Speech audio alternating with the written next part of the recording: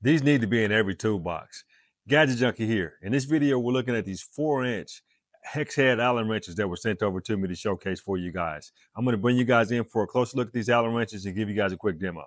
Let's jump into it. All right, so here's a close look at what you're going to get. The bits are going to come in the storage case here that is labeled.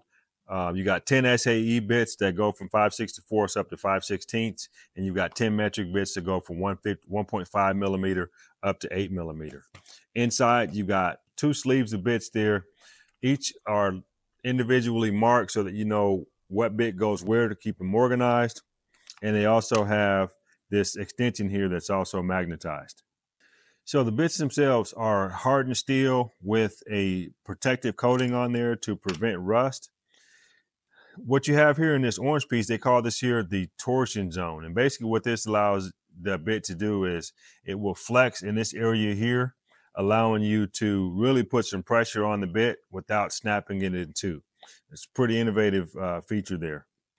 So for reference, here is your standard length bit next to this 4-inch extended bit here. As you can see, this here is a 4-inch longer, allowing you to get into your hard to reach places that your impact driver won't go into.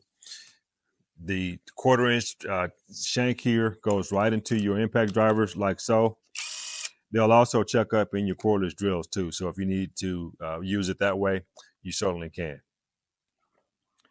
So there you have it, guys. If you're looking for a set of long hex head Allen wrenches for your toolbox, I highly recommend this set here. I hope this helps.